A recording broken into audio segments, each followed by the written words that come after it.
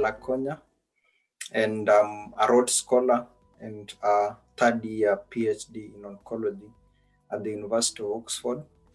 And also I am the lead founder and CEO of the newly registered Integrated Cancer Research Foundation of Kenya.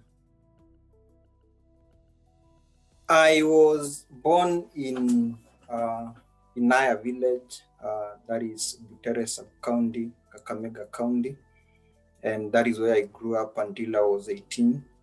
We were a family of 6 siblings, and I was the third born. Both my dad and my mom are, my mom is a primary school graduate, my dad high school graduate, and both of them are just doing small scale work, of which my dad is a peasant tailor, repairing people's clothes. My mom is more of a housewife. And I schooled at Mnuku Primary School, of which, because you go on footing, barefoot.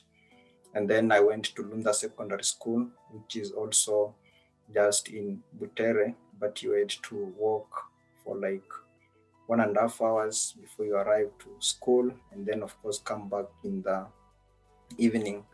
The family was more of a humble family because there was no income. Until today, there's nobody in the family who is on a government income. But my dad was somebody who was passionate, and I mean he was somebody who wanted his children to go to school. One thing that I have to mention is that our village is more of a retrospective village where people still cling tightly on the traditions. Of course, like most people don't go take their kids to school. And my dad was different.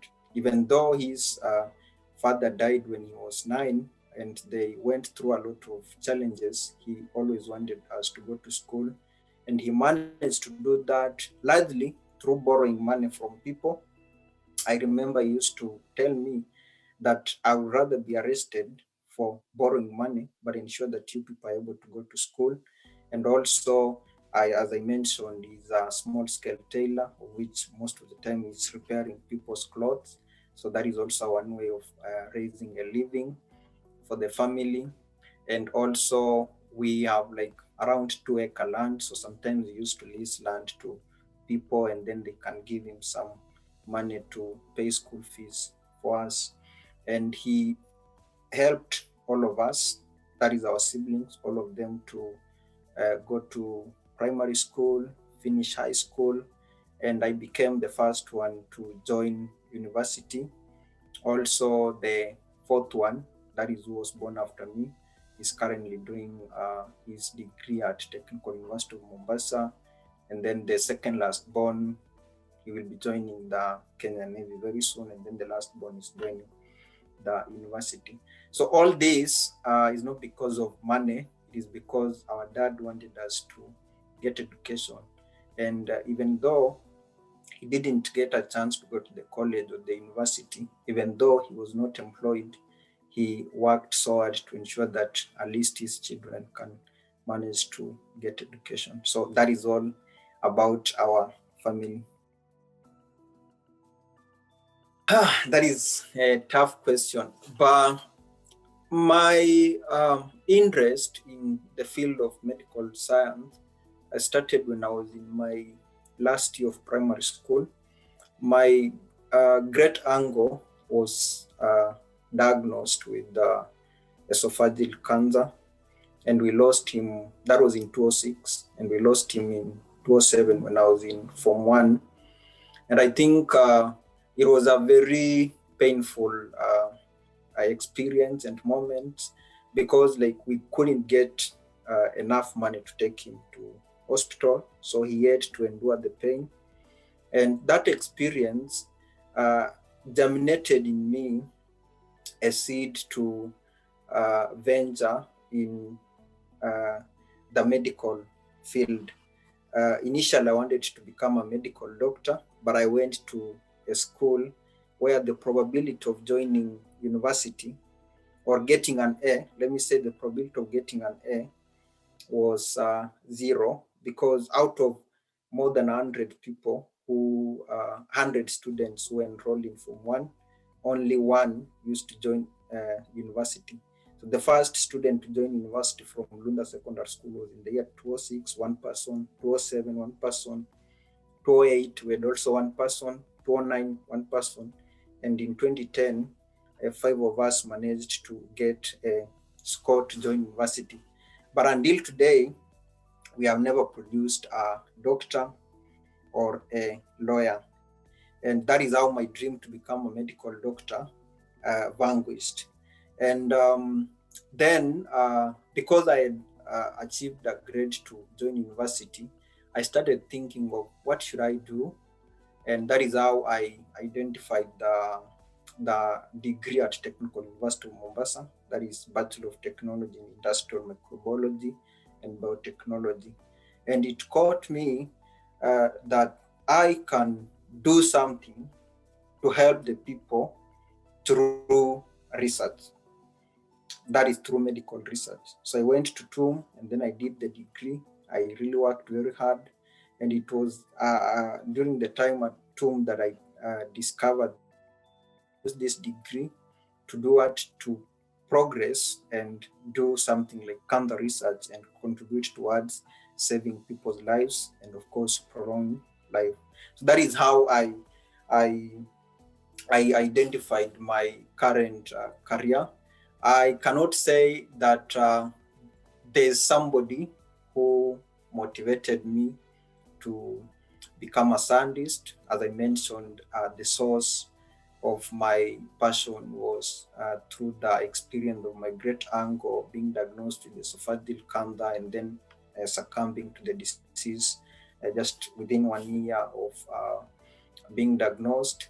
And then I wanted to be a medical doctor, but I couldn't get a grade to enable me enroll in a medical degree. But still, I stayed on the course, and that is how I found myself in the field of science. And what motivates me is the desire to make a difference.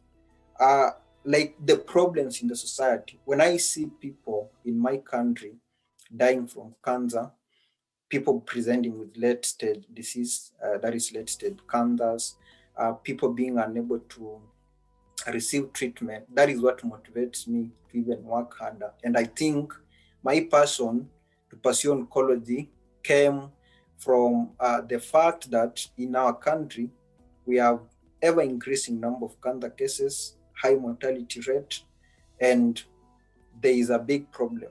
And so I wanted to do something to help make a difference. I started my education in 1998, that is nursery education at Inaya Nursery School. And after my nursery education, I went to primary. That is where I did my primary education. And I think I was number 3 in the KCSE exams. And I waited for my letter to join high school, and it never came. So my dad decided to go to Lunda Secondary School and talk to the principal. At that time, it was Mr. Wabwire, and they gave me a slot to join Lunda Secondary School. At Lunda Secondary School, life was always difficult. I can say I was the most frequently sent home student for tuition fee. Almost every month you're being sent home to go and bring school fees. And then I think the most interesting part was I joined Lunda Secondary School with ladies' shoes. So when I was to join, of course, I had never put on shoes during my primary school life. So we are always walking on bare feet.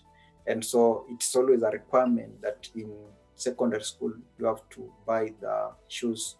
And I remember we went with my mom to Sabatia Market. It's crazy.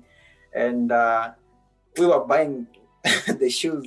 And I'm the one who actually picked those shoes, and I never knew that they were ladies' shoes. So we got the shoes, and then I joined Lunda Secondary School on 29th of January 2007. And when I joined during lunchtime, I found that everybody's looking at me and like they are laughing at me. And so that is when it came to my attention that the shoes that I bought are for ladies. And so when I went back home, I told my dad, like, Dad, there is no way I'm going to go back to school with these shoes because it's really, really, really stressful for me. That's the first day, and like everybody's just coming to our class to see who is this guy that is having ladies' shoes. And my dad told me, I think it's you and your mom who went to purchase those shoes, and you must remember that I borrowed that money. So you'll have to stay with those shoes until they get old. And so I had to stay with those ladies' shoes until October 2007. That is when my dad bought me new shoes. But that is just the part of joining the school. So at Lunza, as I mentioned, I joined knowing that the probability of going to university was 1 out of 100 plus. So it was 0%, point something percent. And it's because it's a good school, but it is a rural school, so less resources, less motivation. And I think that was the culture. But I always wanted to do something. I wanted to become a doctor. And I think that is why I found myself working hard. Even though like most of the time I used to be sent home, I could go home and my dad tells me like, you don't need to be in school to pass exams. You can just be here and then you read your notes. And most of the time I used to read from home. I remember when I was in Form 4 in January, the whole of January until mid-February, I was at home because I had no tuition fee. And I decided to read from home. So when I went back, we were having the first cut for Form 4, that is a class. And I did the cut and I topped in maths and business, and I was second in geography. And the teachers were really surprised and like, how comes like you managed to get this good grades yet you are not in school? And that is when I appreciated that even during difficult moments, there's always success. It's only those who give up. It's only those who think that the doors are closed that are not going to make it. So every problem has a hidden success in it. So you can be at home without school fees, and then you can do something. You can read on your own and still you're able to succeed. So I managed to go through the Lund education system, and I got a B grade. I was the fourth one in our class.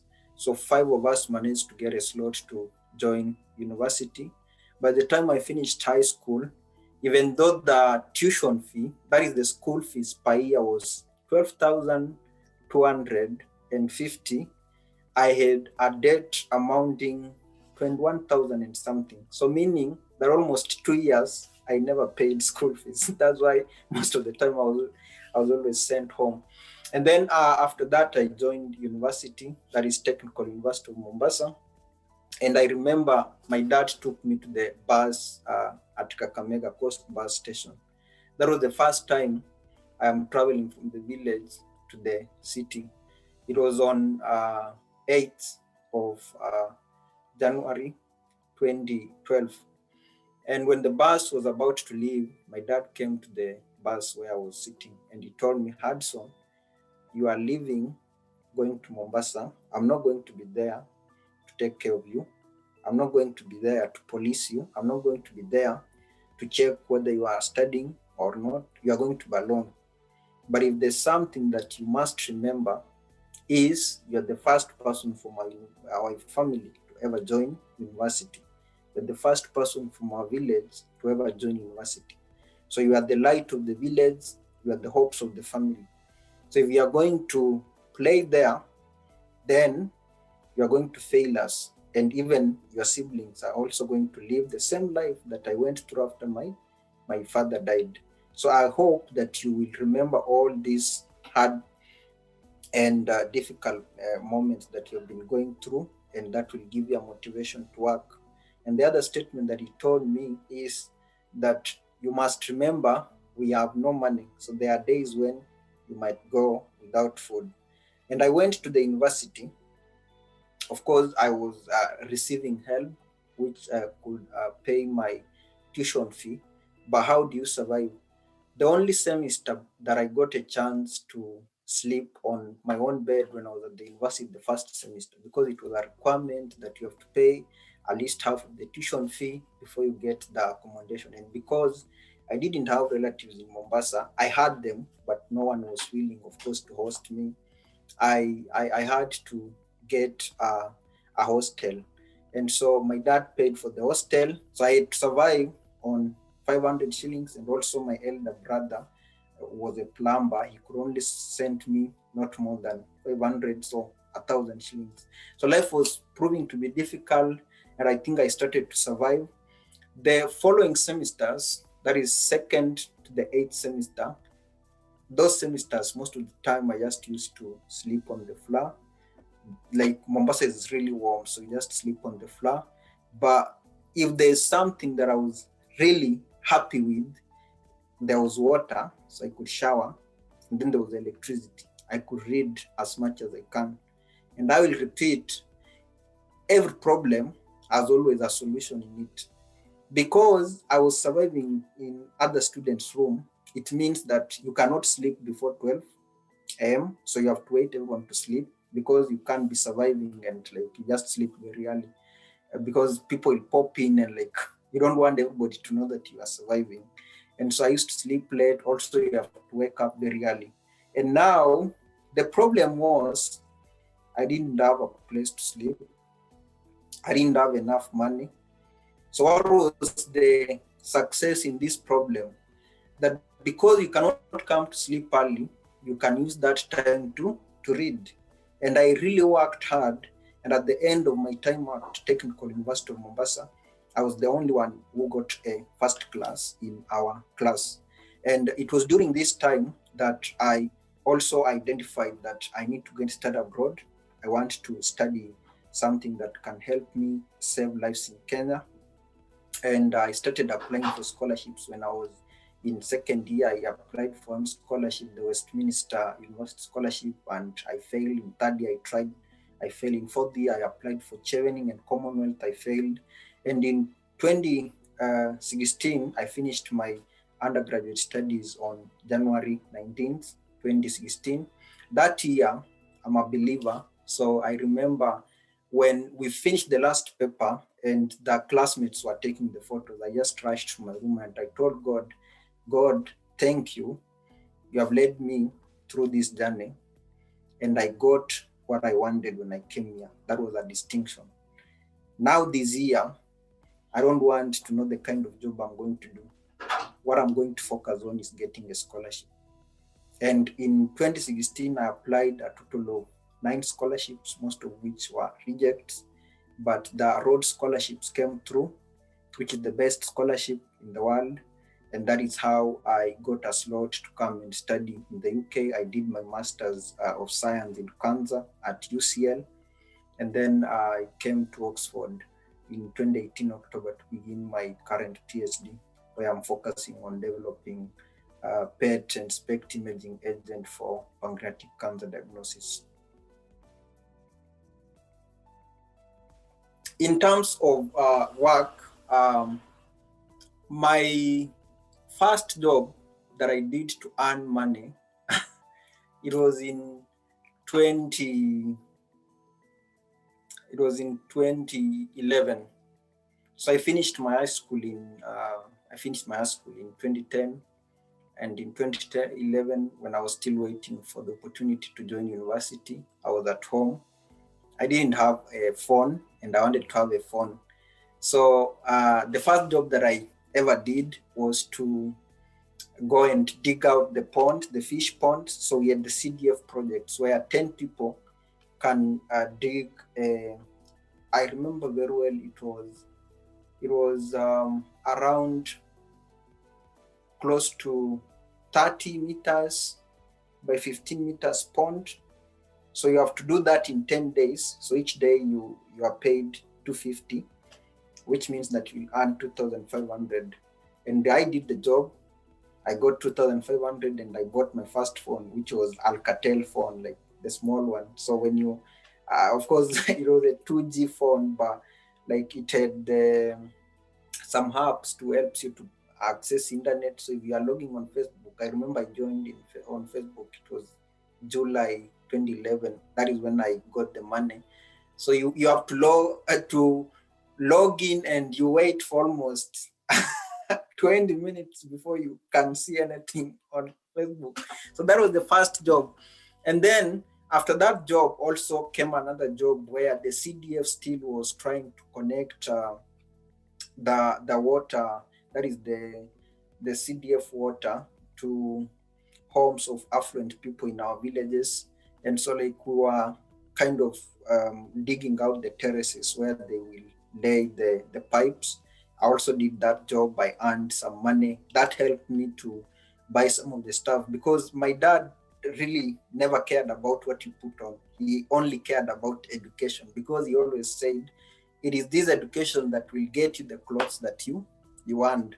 And so you're going to the university and your dad is never bother about what you're going to put on at the university. So there came also the job to dig out the terraces where like the pipes for supplying water to people's homes will be laid. And I did that. I got some few coins. I remember, I think I earned there almost close to 5,000, and it enabled me to buy some t-shirts, some trousers, and probably, I think I went with 2 pairs of shoes to the university. And then when I was at the university, because I was one of the top performers, I remember that the first semester with the long holiday, I came back home and I got an opportunity to teach in my former high school, that is Dunda Secondary School. I used to teach biology, maths, geography, and business studies. That was the first time I did more of a formal job. And then also in the second year, I came back and I did the same job at Dunda Secondary School. That was in 2013. And then in 2014, also during the long holiday, I got an opportunity I came to Nairobi. I was looking for a job. I made several applications in almost April and May. I never got a job. And I talked to my uncle, who is a plumber, and he connected me to a company that was building the current Senate building. So I am one of the guys who built or constructed the Senate building. I went there and I dug out a lot of that is the terraces, like offloading the cement, like lot of stuff from the lorries, just cleaning the windows. There was a time like you could clean the windows. I think that building should be having almost close to over 500 windows. So like just you alone, like cleaning those windows. That was from late May to September 2nd in 2014. That is the work that I did. So those are the first jobs that I ever did. And then after I finished my undergrad, because I performed well, the university had offered me a position to teach, and I think it delayed until I got the Rhodes scholarship in November. I got the scholarship on November 11th, 2016. And then after that, in 2016 January, they gave me an undergraduate teaching assistant position where I used to teach statistical methods and introduction to microbiology. That was from January to August before I came here in September 2017. Even though I did the job until today, they have never given me the salary, but I was happy to do the work. So it was like you do the work and then they pay you once you finish the semester. But when I came here, I think they didn't send the money to me. That is the first work that I did. And then the second work that I did is what I'm doing currently.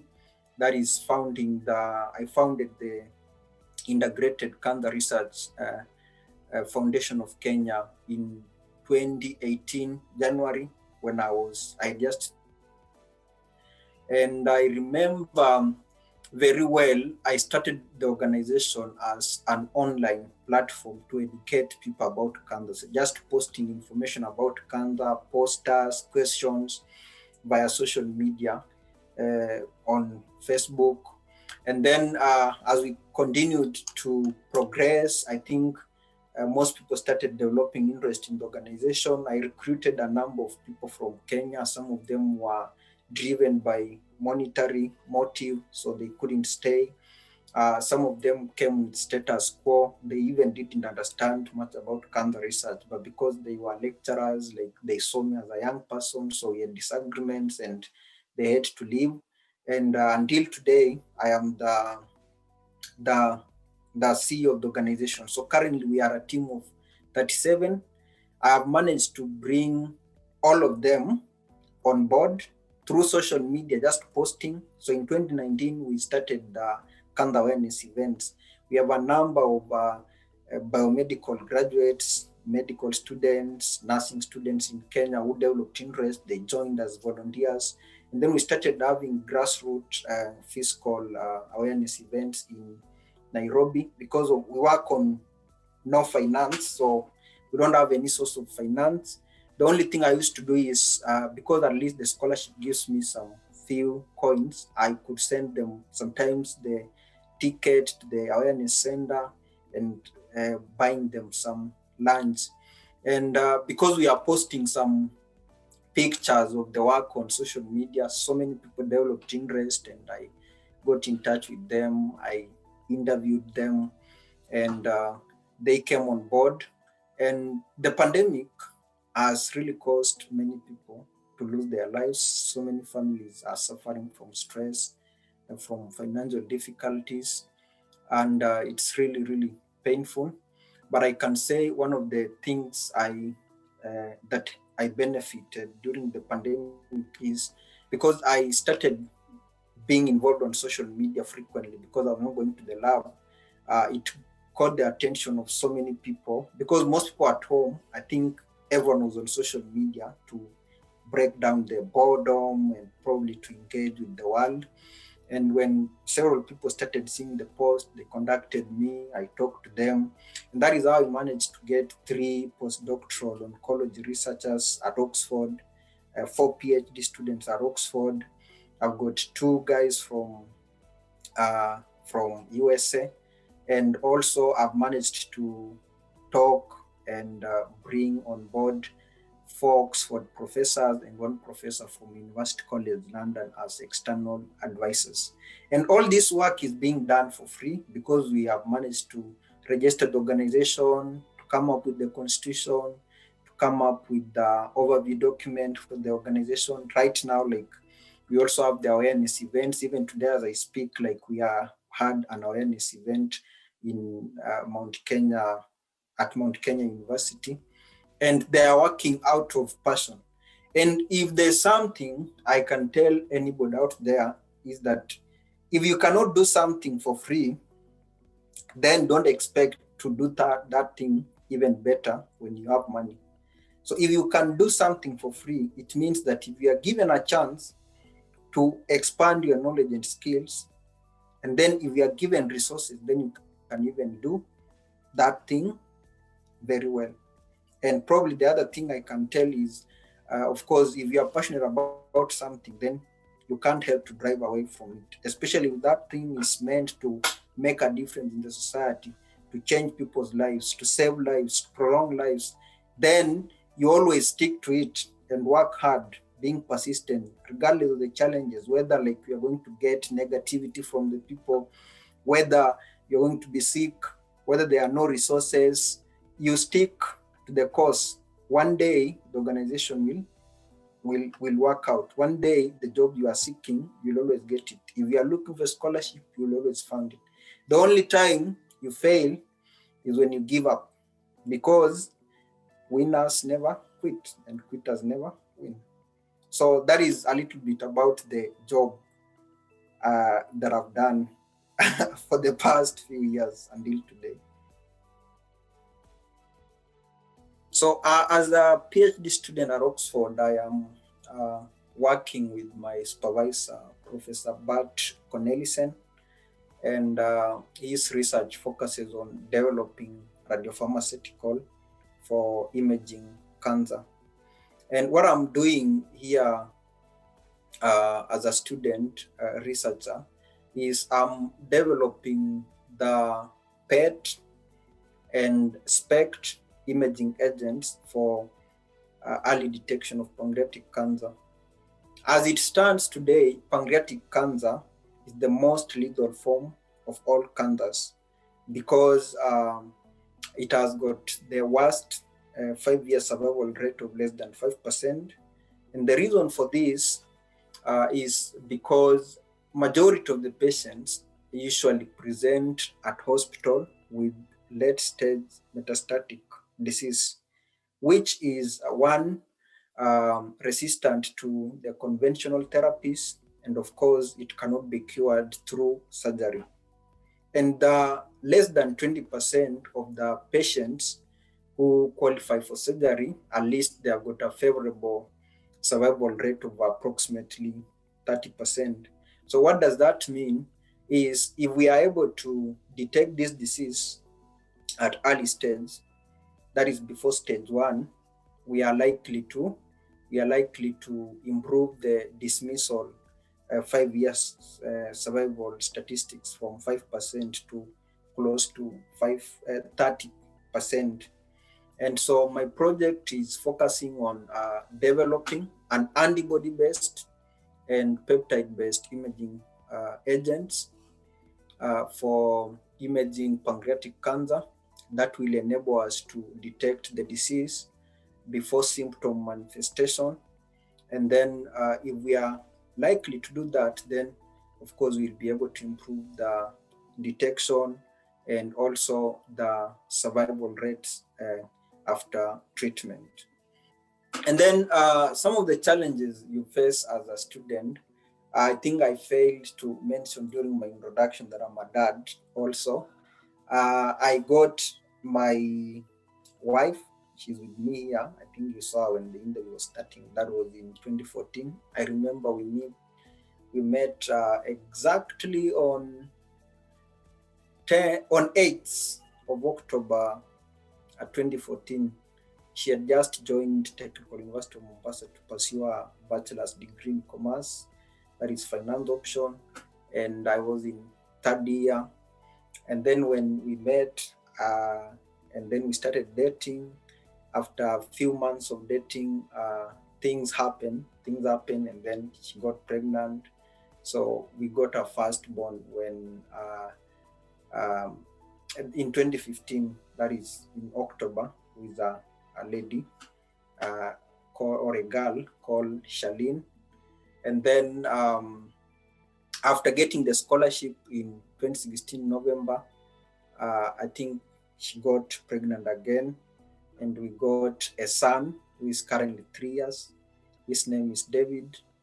So why did I bring this into the question? So you asked about the highs and lows.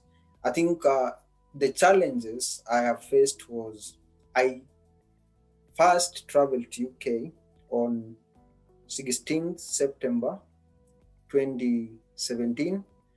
And when I was traveling, my second born was 9 days old.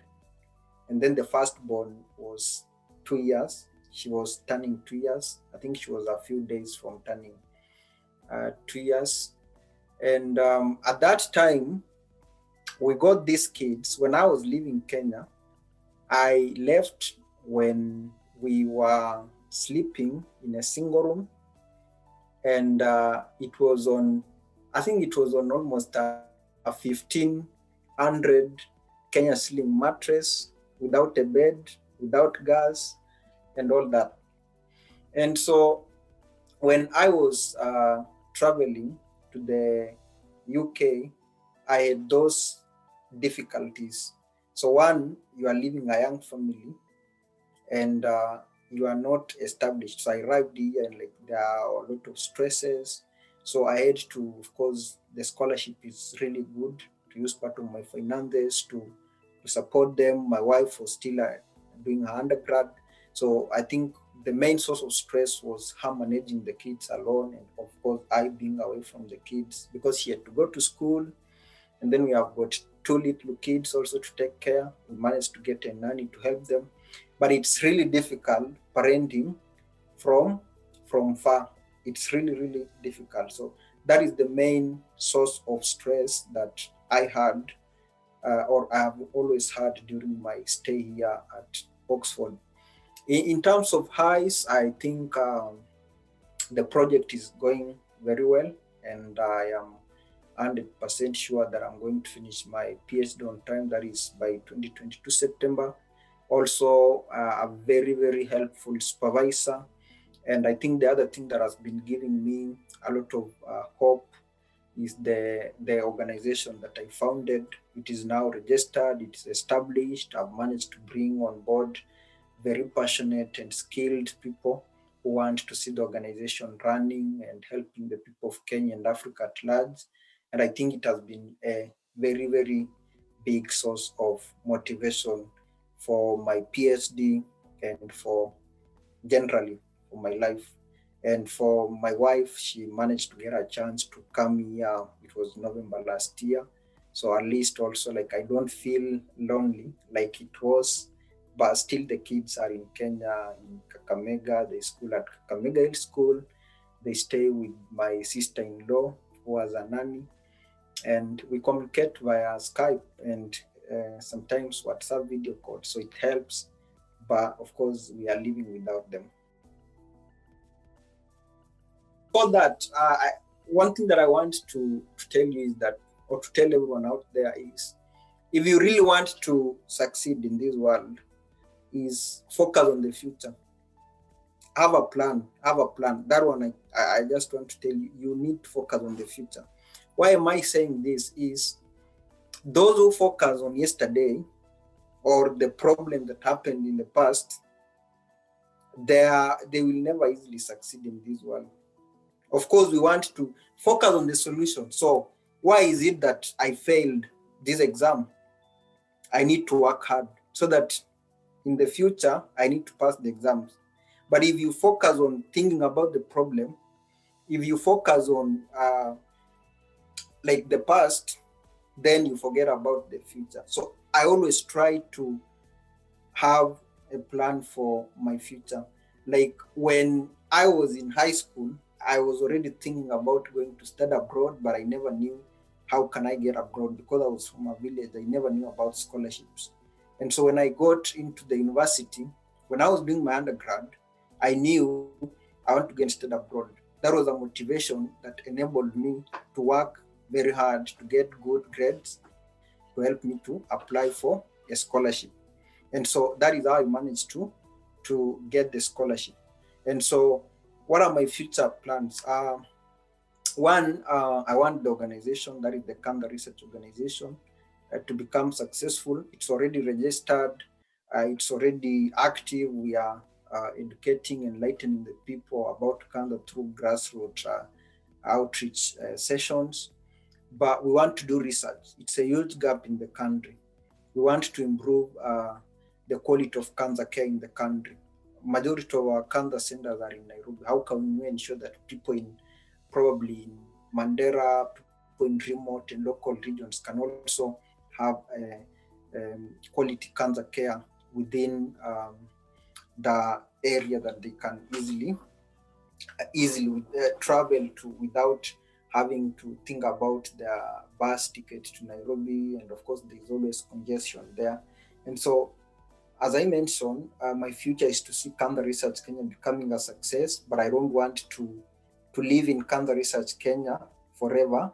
Probably I want to be their CEO for at most 5 years, but likely 2 to 3 years, I will only be a member of board of trustees because I know we have a good team. I know we have people who want to see the organization going forward, and I will always be there to help in getting resources, to help in providing direction and strategy. But I want Cancer Research Kenya to be a success. So that is the first one. The second one, of course, I want to finish my PhD by next year.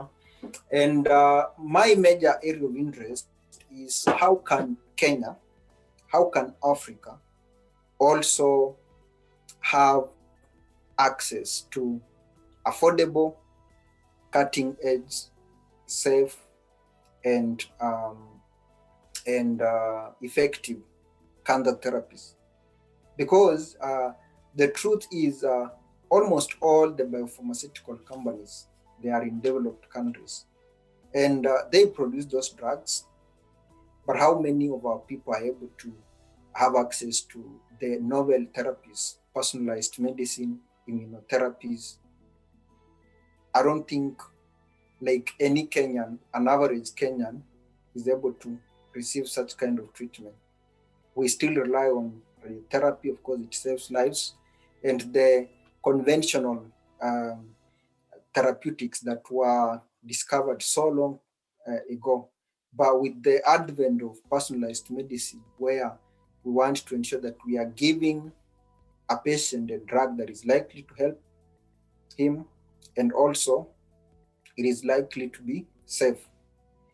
How can we also, as African people, be able to have access to these modern cancer drugs? And so that is where my interest lies. I am passionate about biopharmaceutical industry. And so after my PhD, I am likely to do an MBA, where I want to learn how to commercialize science, because right now I'm equipping myself with scientific skills. I'm doing translational research, and I know what it takes to produce a drug, to develop a drug. I understand the science and ethics involved in clinical trials. But now what I'm lacking are the business skills, the entrepreneurial skills. And so going forward, I am thinking of doing an MBA, and then I'm already working on a biopharmaceutical company initiative. It's called Pimgen Therapeutics Incorporation. And the reason for starting this company is not because I want to be a billionaire. Of course, I want to be a billionaire in the future, or to have money. But the reason why I am thinking about this is because, can we bring our scientists together? Can we also, as Africans, use our ingenuity and the few resources that we have to start something that can produce effective, safe, and affordable cancer drugs for our people? Because the truth is, the cancer cases will keep on rising.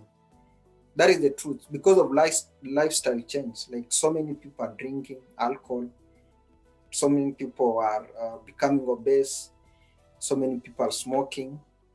And so it means that the risk factors are also increasing, and so the cases will keep increasing. But what can we do?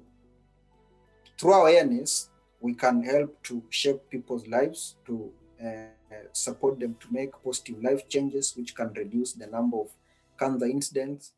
But what about those who have already developed the drug? Are they going to die because they can't have access to better treatment? No. I think what we can do is we can produce those drugs in our country, on our continent, and most people have access to these drugs. Why am I saying this? Currently, 1 pound is equivalent to 156 Kenya shilling. A cleaner is paid almost $500,000 per month. What about in Kenya? So if we look at the discrepancy in economics, it is clear that it will be difficult for Western countries to develop better drugs that are affordable for our population. And Western countries were not born with biopharma companies. They were not born with cancer research centers. They were not born with even the electric cars. We had to have people who realized that we have a problem And because these problems, most of them were created by us, we can also find a solution. And that is why I feel that it's high time we as African people should also invest in the biopharmaceutical company industry and try to produce cheap, effective, and safe drugs for our people. And that is where my future lies. So that is where my future lies. Like in 5 years' time, probably I want to work in a biopharma company either here in the UK or in the USA to try to learn about the research culture. What does it take to produce a drug? Because currently I'm having the university experience, but I also need some experience from the industry, and then to create networks and to try to look for funding, and then I can use those resources to ensure that the Pingen Therapeutic Incorporation can also become functional, and we can also try to produce drugs that can meet the needs of our people. And that is how we can save and prolong lives on our continent. Do I have a mentor? I think there are people, if I realize that I'm pursuing a particular goal and probably I lack the knowledge or I don't have sufficient knowledge to help me to succeed, I always try to do it, to look for people. And so I know of a guy called Martin Bittner, who founded the Actoris company that is trying to automate the drug development process and medical research through artificial intelligence work. So I constantly reach out to him. Also, there's a guy called David Walcott from Jamaica. He's a medical doctor, also a graduate from the Oxford Medical Science with a PhD. He's also trying to do some work on developing a biopharmaceutical company back in his country. So I also try to reach out to him. But I think largely I can say I am a self-driven individual, and my motivation comes from my desire to make a difference in the society. Like, I always have that burning desire in me that I can do something, whether I'm rich or poor, to make a difference. Like, I didn't have to have money to start Cancer Research Kenya. I just needed to think about how will this organization help the people of Kenya and Africa at large. And I think that is what drives me. My fuel is desire to make a difference in the society. And it's not just all about, it's not just about cancer alone, saving lives from cancer. I just want a society where there's justice, liberty, there's economic freedom, there's equality. If you come to my organization, there's 50% in terms of gender representation. If you look at regional representation, I'm a lawyer, but we only have 2 lawyers in the organization. I think we have the third one, we just joined last week, but we are currently 37. And I always try to ensure that whether it's Nyanza, Luya, Central, Coast, Kamba, where like Rift Valley, I always try to ensure that there is diversity. Because when you bring diverse ideas together, then you can get the solution. There is no way we can have homogeneous problem in the society. People have got different needs. And if you only rely on people from your tribe, then you will forget about the other problem in the other tribe. And I think that is the cause I'm always committed to. And that is what I always try to do. So I'm a self-driven individual because of the desire to help make a difference. And then to the young people, I do a lot of mentorship work. Like, I came here not because my dad paid money or not because of connection. I was the first guy from Technical University of Mombasa to ever get a chance to come and study in the UK.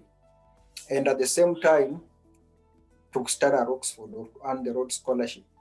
And this is just generous or generosity by some people whom I don't know. They are just providing funds to do what? To help people who have the desire to make a difference in the society.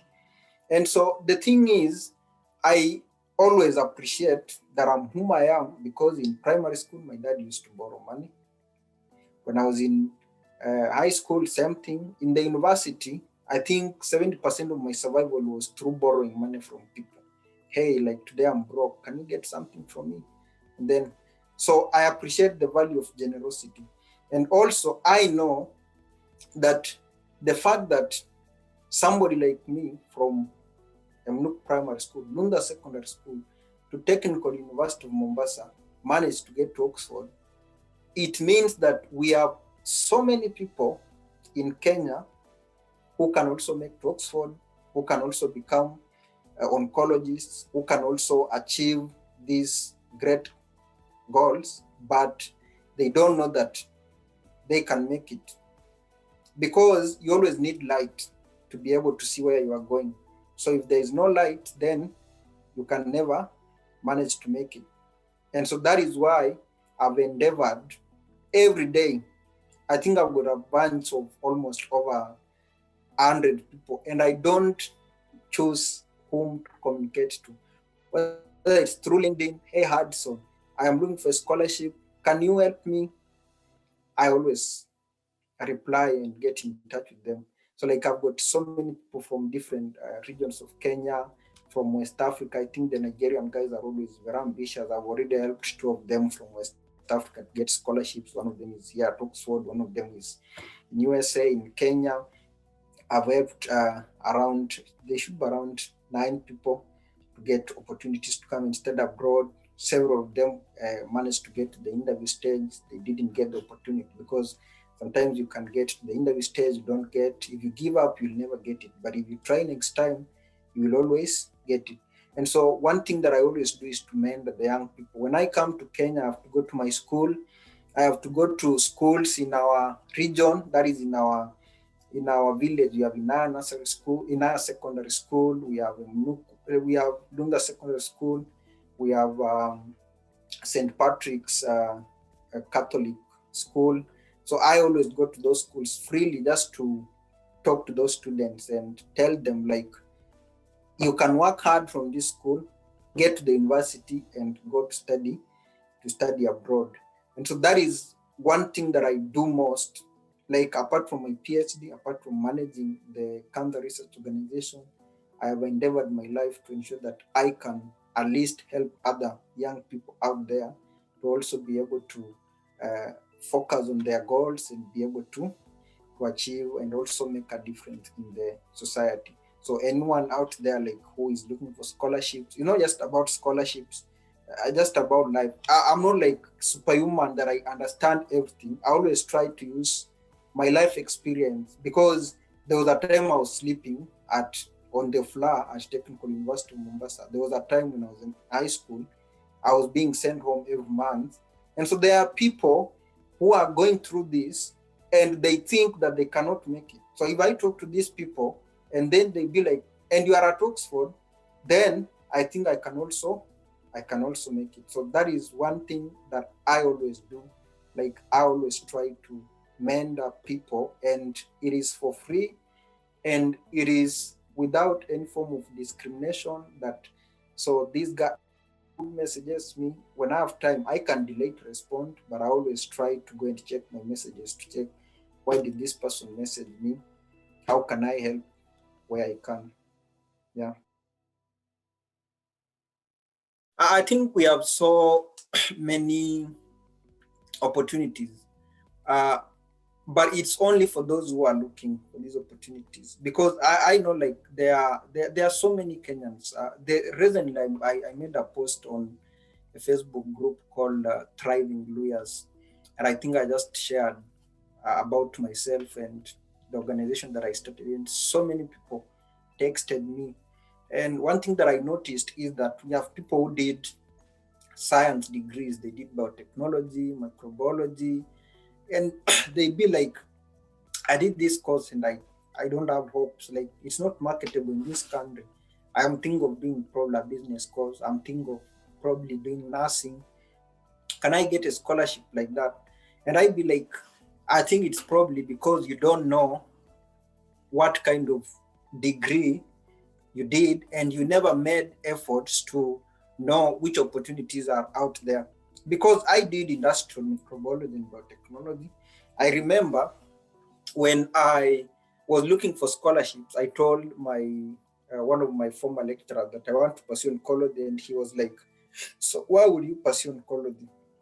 In Kenya, we don't have cancer research organization. In Kenya, we don't have university offering oncology career. So when you come back here, do you want to come back and be a jobless person?"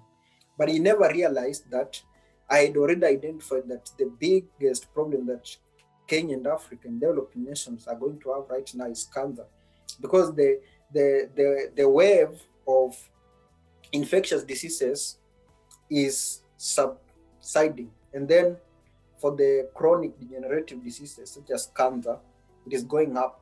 So in the near future, we will forget about malaria, we'll forget about cholera, because we have vaccines for these diseases.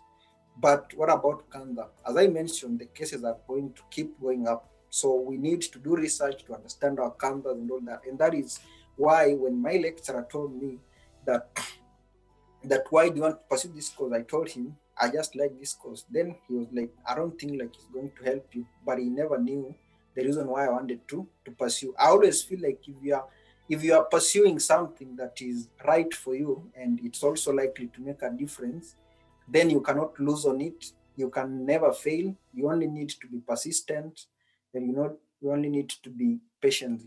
And so my advice to the young scientists is we have opportunities.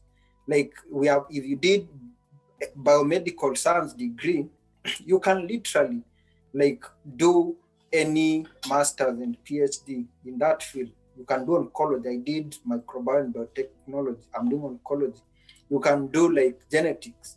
You can do cancer biology. You can do molecular oncology. You can do public health. It is only that you only focused on what you studied, and you never decided to think out of box. What is it that I can do this degree? What opportunities are out there? So we have so many scholarship opportunities, whether it's Rhodes scholarship that is opening in June. It usually opens in June, on June 1st, and then closes on August 1st for Kenyans. Whether it's Commonwealth, whether it's Chevening, whether it's KED, Cambridge, whether they are university-based scholarship where you just apply to the university, and if you submit an outstanding application with a good statement, a good motivational essay, why you want to pursue that course, what is it that you want to do for the world, then they give you the course and the university offers you funding. Because in Western countries, like the universities are research institutions and they contribute towards bettering the society. So they get a lot of funding from other organizations. Also their work, like sometimes like they can produce some products or like some services which can be patented, and then that can help them to generate income. That is why we have so many funding opportunities in the university. So if you are a scientist out there, you need to think, what is it that I can do with this degree?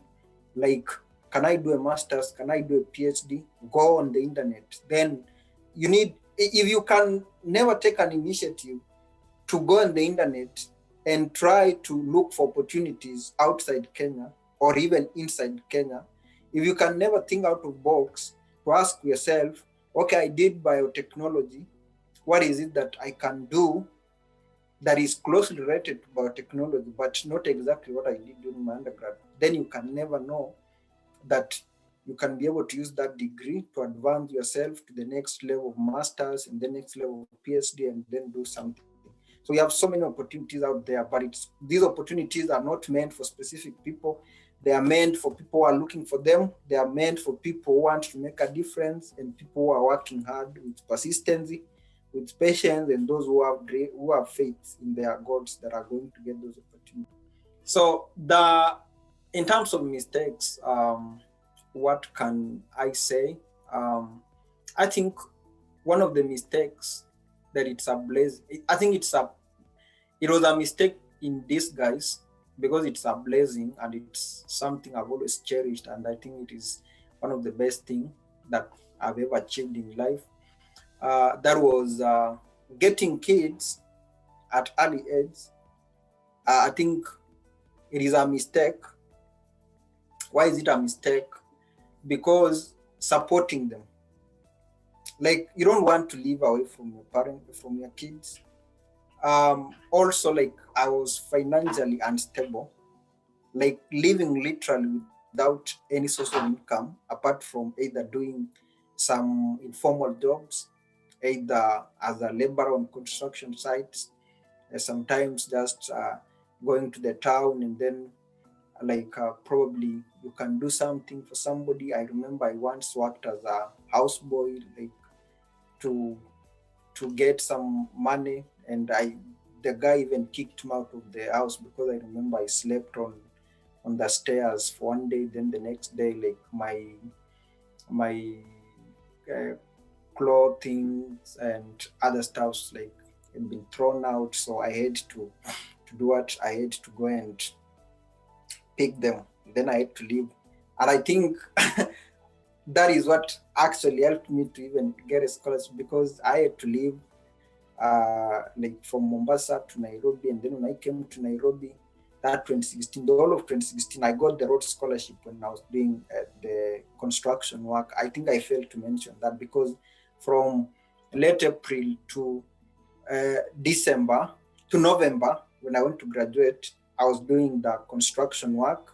I was working for a guy who was a high school dropout, and he used to pay me 400 shilling per day. So I used to go to work morning to around 6 p.m., come back at home, and then I rest. Then I go to the cyber. I forgot to mention this, so I got back to the cyber. I didn't have a smartphone. I didn't have a laptop.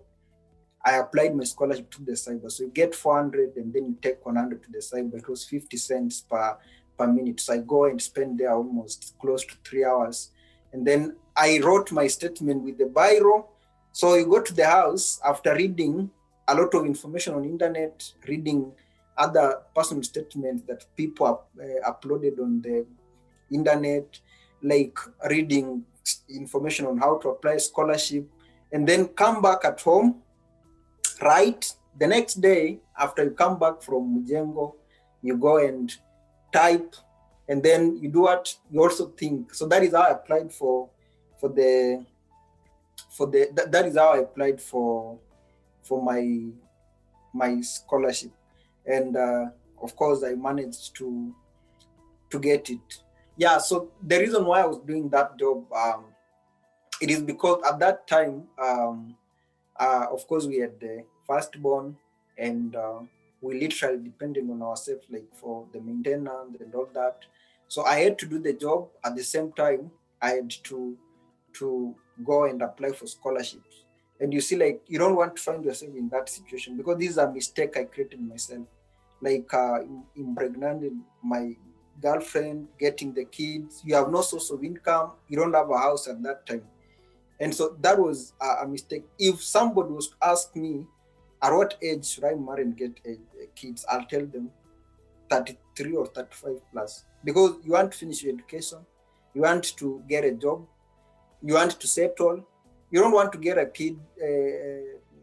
kids when you cannot pay for their maintenance. Like my wife, like the first child, like she was literally living in Baringo. And like it was just the favor and generosity of her aunt who lived with her. And you see, like at that time, I'm working as a laborer on construction sites. Like, how can you support her? And then we get the second kid. And at that time, I don't have a house. She's supposed to continue the education. And like, she has to, we have the first kid, we have the second kid. There is no income. I don't have a house, so she has to live with a friend. I'm living with a friend. And so that was a mistake that I made. Like, it didn't just affect like me, like it was not good for the kids. What about my wife herself? she couldn't focus on her education well. You can imagine getting the firstborn at age, I think it was age 19, second born age 21. You're supposed to be focusing on your education. And then, even though I was there to support her, and of course, we are together right now, like it affected her studies. For me, I continued, like right now I'm at Oxford, but for her, did she get time like to study at night, to focus on her studies? Like you are in class, you're thinking about the kids. I think that is the mistake that I made. But I'm someone who always uh, believes that if you make a mistake, it is not a mistake if you don't correct it. And that is why I said, I've got the kids, and what I'm going to do is I'm going to sacrifice my life to ensure that one, I continue to be this woman that I love, and two, to ensure that I can get some basic needs for the kids, and at the same time to ensure that I can succeed with my career. And that is how I managed to get the scholarship, and that scholarship, at least it helped to change their lives, because when I came here, at least I got a house for them, like at least like even right now we are not with the kids, but I know like they are schooling in a better school and they are living a life that I never imagined living when I was still young. So that was the biggest mistake that I made, and I am happy because it was a blessing. I got the woman that I wanted to live with in my life. She's supportive, and I think the most exceptional character that she has, it was perseverance and patience. Because if she didn't have those two, I don't know whether I would have managed to do what, to even do the labor work, the mjengo, and also focus on applying the scholarship. And I think that is one of the things that managed to do what, to make me be patient with her. I lived without her like for almost 3 years, since 2017 until last year, 2017 October until 2020 October. That is when she got a chance to come here. And so my advice would be to people out there is, we live in a society where we make decisions to please the society, but the society doesn't help us to do what, to support, or doesn't support those decisions we make. So like somebody will keep telling you like, you are now 30, you are supposed to marry. Is that person going to provide money for your kids? Is that person going to take your kids to better school? Is that person going to take your kids to the hospital when they are sick? And so the thing is, the society is driven, either we can have the church, we can have the elders, or we can have some powerful people who always want this should be like this. The question you always need to ask yourself is, okay, my dad is telling me to marry. Is that dad going to provide everything for my family? No. What about if I am going to be patient, finish my studies, get a job? Once you get a job, not just for men, because you must remember that when a woman and a man marries at younger age, the one who is affected most is the woman. And I will never advise a woman to marry before the age of 30. That one is very clear. I married when I was 21, my wife was 19. But I don't think that I can advise somebody to do that. My advice will be, do what? First, focus on your education. Second, get a job.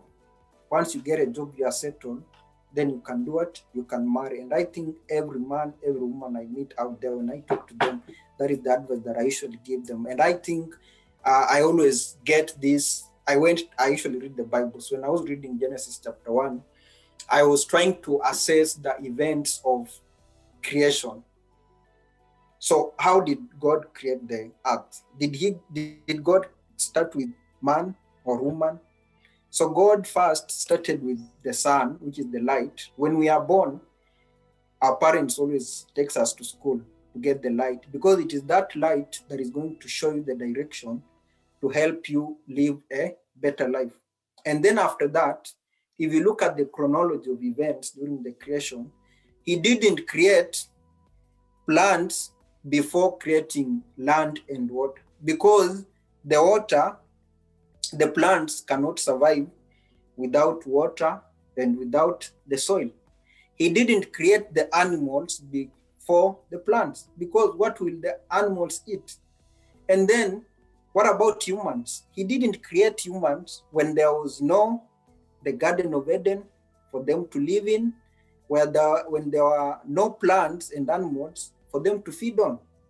And so if you can look at that, that is something that no pastor is going to tell you. If you can try to replicate that in your life, what you're supposed to do is you're supposed to start with getting the education. Once you get education, get a job, both the man and the woman.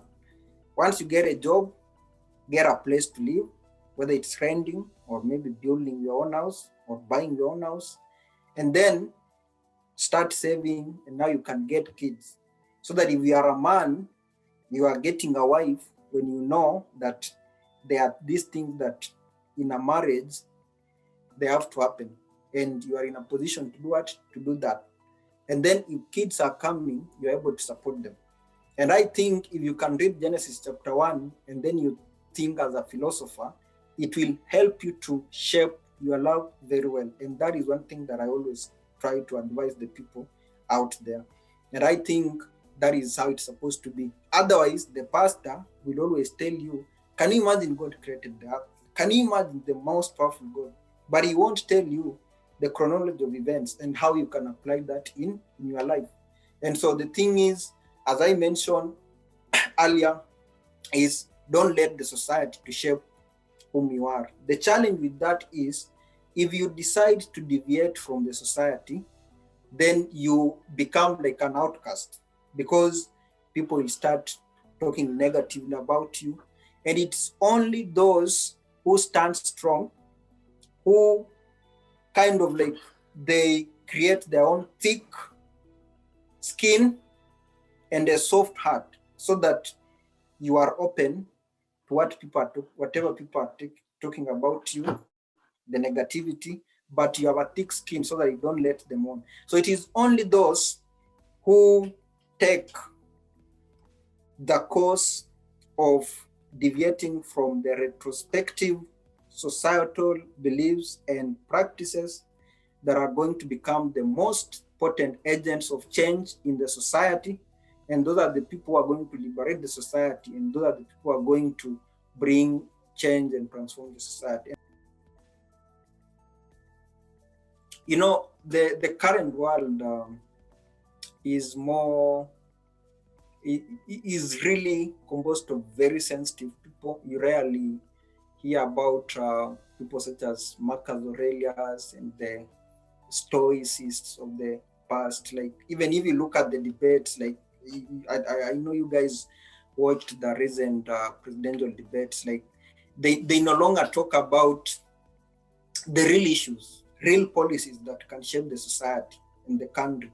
They focus on their lives, personal lives, and it results from emotional thinking. And I think the internet has connected us, but also it has brought a lot of pressures in the society. So like you go to the internet and you'll be like, okay, this Hudson, this guy is cool with him. And this guy is literally in the UK. You find yourself in stress. And then like probably your friend will go and post a picture with a car, like Mercedes Benz, post on Facebook, and literally. And I think internet is the main cause of stress and mental problems. And I think it is a huge problem. Just like cancer, the mental problem is also a very, very big catastrophe that we need to handle. From my own experience, I can say like I once found myself in depression when I came here, and I had left my young wife and little kids alone. And I think because I separated from them, I found myself being very lonely. This society is more of an individualistic society. People focus on their own. Like you can live with your neighbor, but you can never meet that neighbor. I remember when I was doing my master at University College Land, I could literally go the whole month without interacting with anybody on the flat where I was living. And then you go to the class. It's not like in Kenya where you guys will text each other, hey, like, can we meet when going to class? Can we out here after class? Here, people will rush to the class. They arrive like 2 minutes before the lecture starts. After the lecture ends, everybody disappears. And most of the time, like you find yourself very lonely. And now you can imagine I came from a society that is more communal, like where it's very, very sociable, like people are engaging. And then like I had also separated from my kids, and I come in this kind of society and I found myself depressed, like I found myself stressed. In January 2018, I remember I talked to the guys who are funding my studies, the Road Trust, and I was like, I think I feel like just dropping and going back home to be with my family. But on the other side, I was like, this is what I wanted, and this is what is going to not only to change my life, but largely it is going to help to make a difference in Kenya and also to impact positively on people's lives. And that is where I found motivation. But what did I start doing? I invested a lot on reading about how to control like emotional problems, how to improve my emotional intelligence. And that was, I started watching a lot of videos. I think on Prime Video, there's a video called Emotional 2, and it talks about the mental problems and the solution. And the truth is, it is a bitter truth. We create our own mental problems. Why? Because we focus on the external. So that you see your friend with the car, and why do you become stressed? Why do you become stressed that your friend has a good phone? Why do you become stressed that your friend has good clothing? And so if you can learn to control the externals has nothing to do with you. Your friend, have your own principles, but don't let the external stimuli to affect what is inside you. And I can tell you as I speak right now, like I don't care. If you are to speak anything negative about me, I will just smile. If you are to insult me, I will never even bother about like engaging you. Like if you are to do what, I never. I know I want to be rich. I want to live in a better house. I want to have my own cars. Like I want to have some companies. But I've never found myself again thinking about, stressing about like when will I get this house? Stressing about when will I get the car? Like going out there and then I see my friend has achieved this and I be like why should I get this? And I think I learned this because the moment I was depressed and stressed, I started reading a lot on stress management, and that is how I watched a lot of clips. I even found this book I can recommend if you can get it. It's called Daily Stoic. It's really good. Like it's 366 meditation on wisdom, persevering, and the art of living. And I read literally every day. Like it really helps me. The other way I manage that is I run in the mornings. So usually after every other day, I run like close to 10 kilometers. I do a lot of meditation. Sometimes I usually leave the house and my wife will be like, where do you usually go? And I tell her like, there's a field which is close to where we live. So around night, probably sometimes I think sometimes she thought like I'm a night runner, but I am not. Like meditating is really good. That is suspending yourself in the universe. So you go to a beach alone. It can be at night. It can be during the day. For me, I prefer at night, like after I've studied a lot, after I've done my night works, like that is reading, project planning, working on the organization. I usually go to it's just a park. I sleep there. UK is very safe, so you can literally like do anything at night and nobody's going to harm you. And I just sit there and like you try to ask yourself, okay, today I've been stressed. Why? Why was I stressed? Okay, I think there's somebody who made a post on Facebook and I didn't like it. How is it? How is that post affecting your life? Did that post prevent you from studying? Did that post prevent you from getting your dinner? Is it going to prevent you from uh, like uh, probably achieving your future goals? And then how can I prevent this?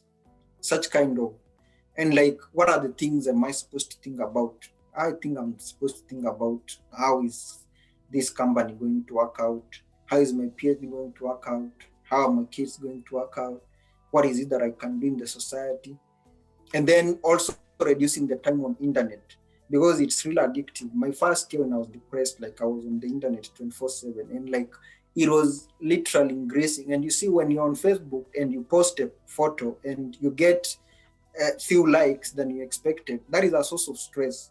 And so, like, even though these people are liking your photo, how is that changing your life? Even if you are going to get 1,000 likes, how is that going to change your life? It is not. In fact, the most successful people, they only come to light, like they only become fame when they have made something. And so right now, why are you struggling to be fame? And one, you have not even changed your life and you have not made any impact. And so the thing is, mental health is a problem. And I think we need more specialists to tackle this problem. We need to train more psychologists, more counselors, but at the same time, I think it is something that you can manage when you realize that you are experiencing these challenges because you are living in a cave. So it is like you are in a cave, an underground cave, and it's dark, but there are some penetration, there are some holes on top which are bringing in some light. And those penetration are causing a heat on the light hits on your body. It leads you to see some shadows. And so what you're experiencing are shadows and not reality.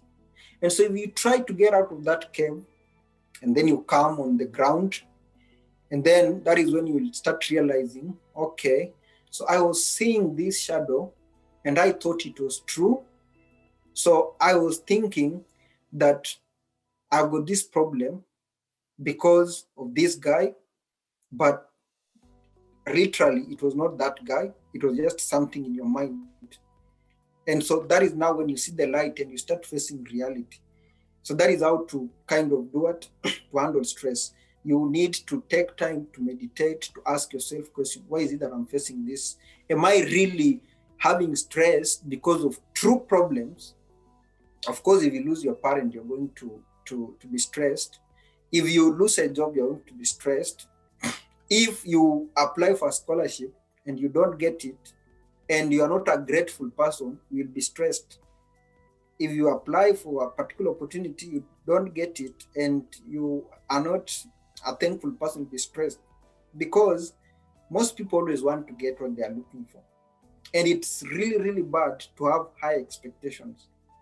It is really, really bad to have high expectations, because if you fail, you'll be stressed.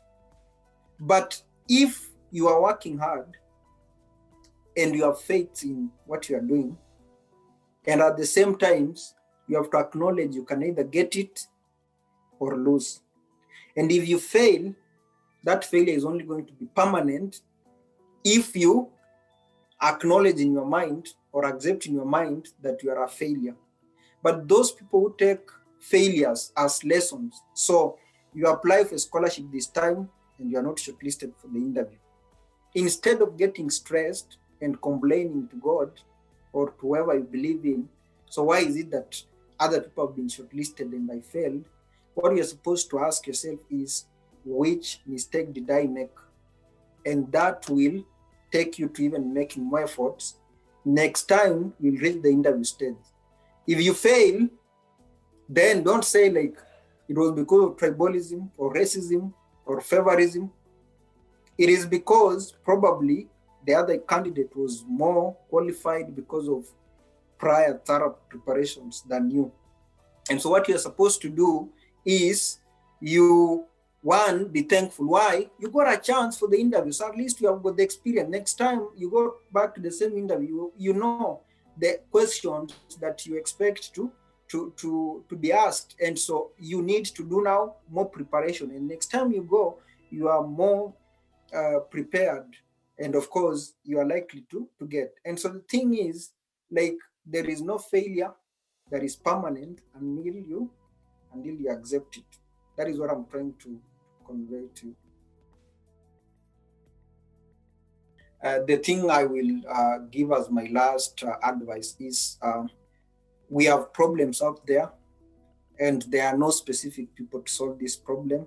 It is we, like what you guys are doing. I understand very well that in Africa, or in Kenya, if I'm specific, we have always lacked the platform to convey science information and science news and some motivational news about science to the people.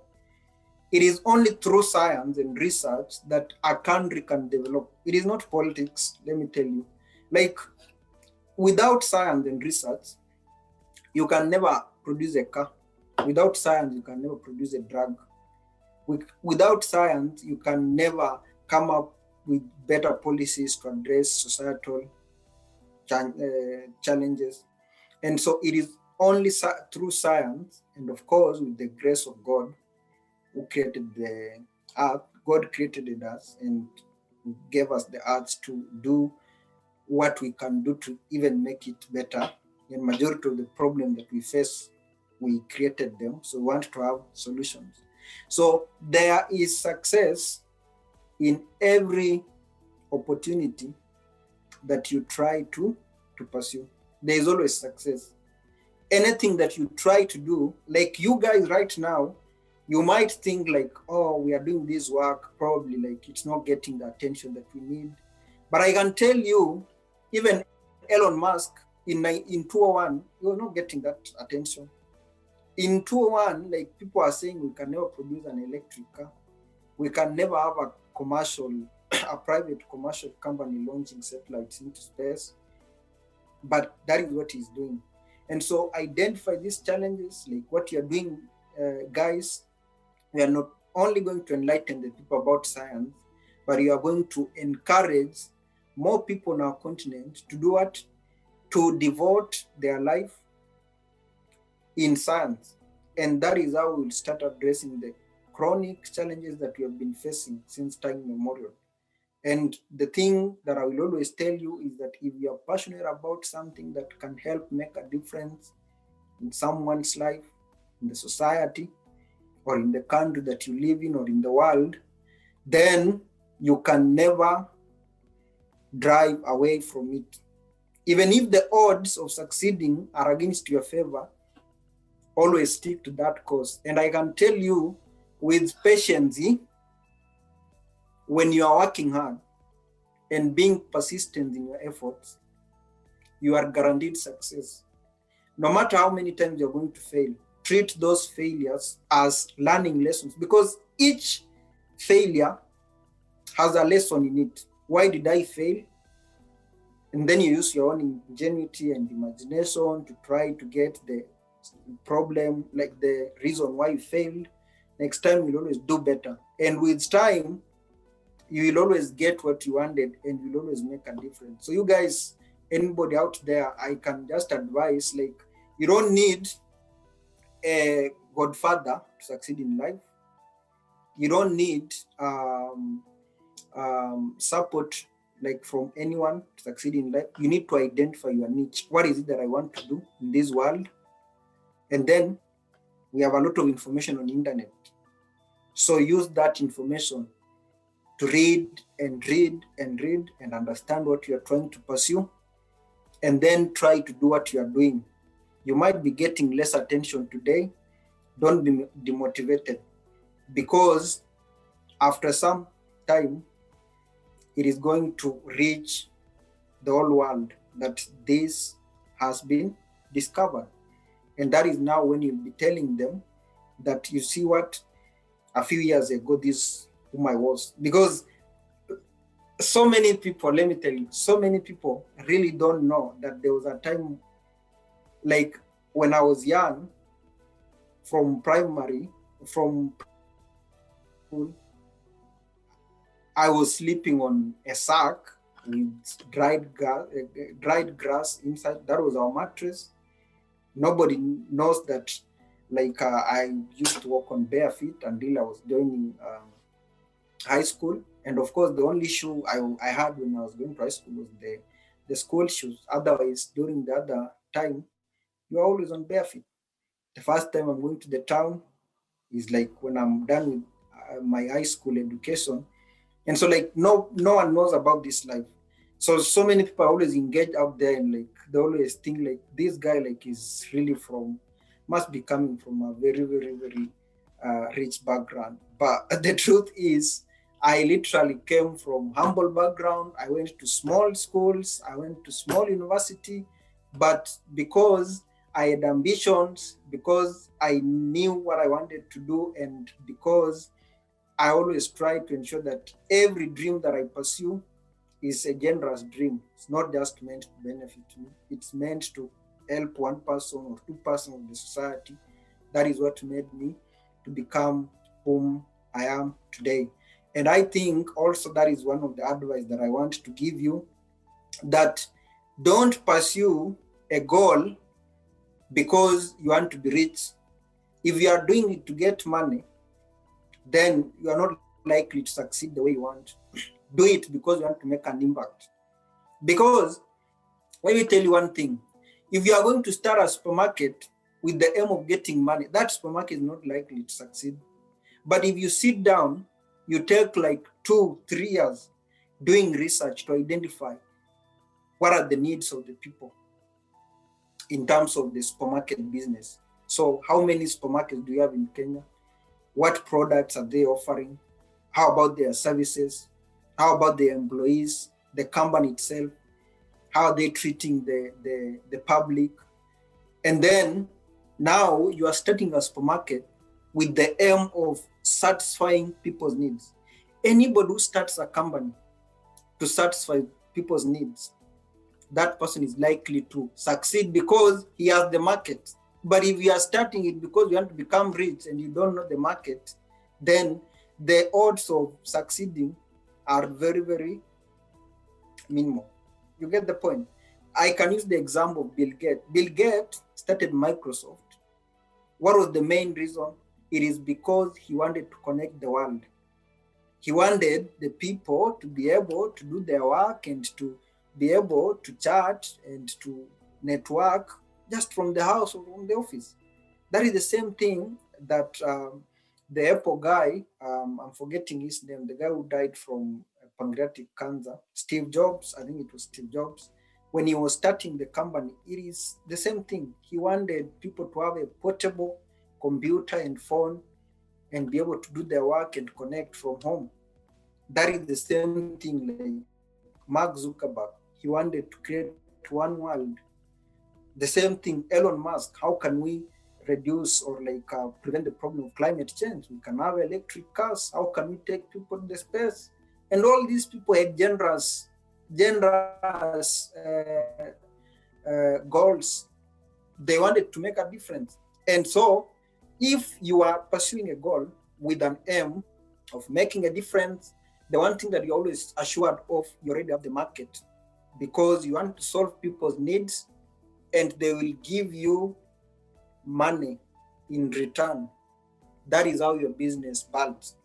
But if you are only interested in, I am starting this science news organization because it will earn money, then I can tell you, like, you are likely to do the work, and you will never get satisfied with what you're doing.